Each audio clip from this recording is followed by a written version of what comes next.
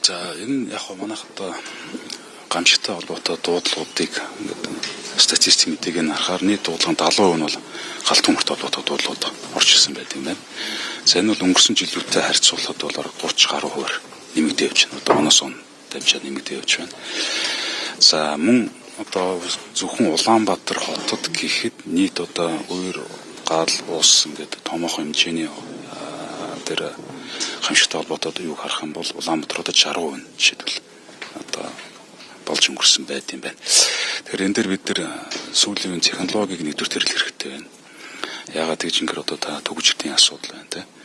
Тэгэхээр бид нар нийтдээ Улаанбаатар хотод 37 цаг дээр аврах одоо гал унтраах анги аврах салбар нэгж итэр байгуулах шаардлагатай болсон байна. За одоо маань гэр бүл нэлээд тэлэлцсэн. За гэр бүлийн дундуур явхад автомашин явахд яадаг вэ? За төгжил өндөр ямар адаг вэ? Тэгэхээр бид нар дуудлага өгснөөс хойш 5 минутанд очих ёстой гэдэг ийм стандарт байдаг. За өнөөдөр бол дунджаар өдрийн цагаар дуудлага өгснөөс хойш 15 минут очиж. Тэгэхээр энийг яаж 5 минут авчих уу гэдгийг тулд бид нар хаана ямар байршил дээр энэ зөвхөдөө байршуулах уу гэдэг асуудал нэгдүгээр асуудал үүсдэг. Эний чинь газар чөлөөлтийн асуудал гэдэг олон ажлууд хийгдэнэ. За мөн Улаанбаатар хотын өндөрчлөлттэй хэсгүүд дээр бид нар одоо өндөр нэвтрэл бүхий камеруудыг тавьдаг гэсэн. Тэгэхээр заавал ч дуулах хүлээх биш. Харин жишээл нөгөө камерын юугаар илэрвэл шууд автоматар манай гал унтрах ангийнхаас машин бүрэлдэхүүн хөдөлдөг. Тэр орон тэрэн цагдаагийн ард замын удирдлагын төвдөр замыг одоо чөлөөлөх команд нөгөөдөд явж идэг өдөр хугацаанд тэр дуудлага өгөх одоо нөгөө хүрэх боломжийг нь хангах тал дээр одоо жишээл хамгийн сүүлийн системийг нэтгүүлэх гэдэг одоо хэрэгжлээс ашигланд оруулахаар явж байна.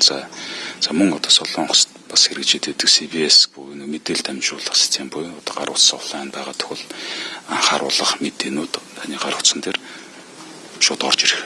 Тэгэхээр одоо энэ системийг нэвтрүүлэхээр одоо жишээл ажиллаж байна. За дроны үйл ажиллагааг бол одоо нэлийн өргөн цар хүрээнд нэвтрүүлээ явж байна гэсэн.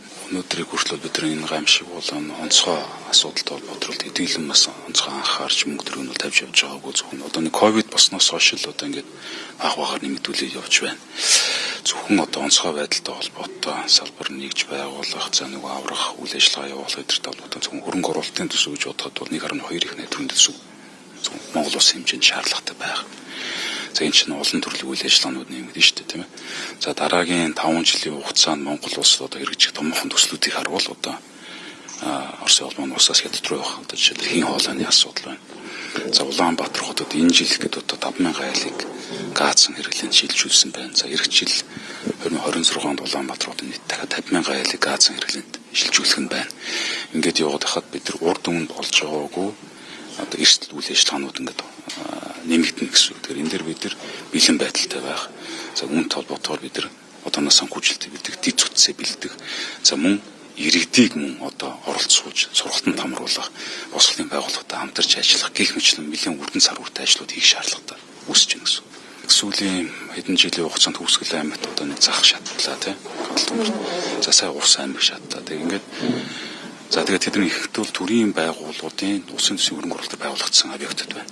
За тэгээд за одоо энэ худалдаа авах процесс нь өөрөө төрийн худалдаа авах дээр хийгддэг. Захиалагчийн хяналт нь материал дээр хийгдэж чаддгүй. Тэгээд дуусчлаа гэж хүлээлгэгчдэг. Тэнгүүд тэг гал дэгдэмтгийн материалаа нэгдүгээр тэр барилга байшин оронс одоо юу барьж байна. Одоо барилга байшин дээр объектыг бариад. За галын аюултай одоо цахилгааны шугам өдрийг ашиглаж байгаа асуудлууд байна. Тэгэхээр үүнтэй холбоотой бид техникийн тохирлын стандартуудыг дээшлүүлэх шаардлагатай байна гэсэн.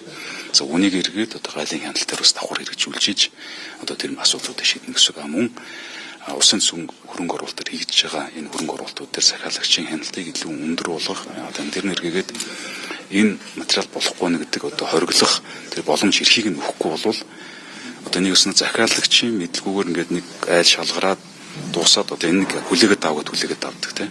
Тэнгүүд нөгөөх нь эргээд эрсдэлтэй жишээлбэл материалууд хийсэн байх жишээ их гарч байна. За үзэгч та бүхэнд сурвалжлах багийн бэлтгэсэн мэдээллийг дамжуулан хүргэлээ.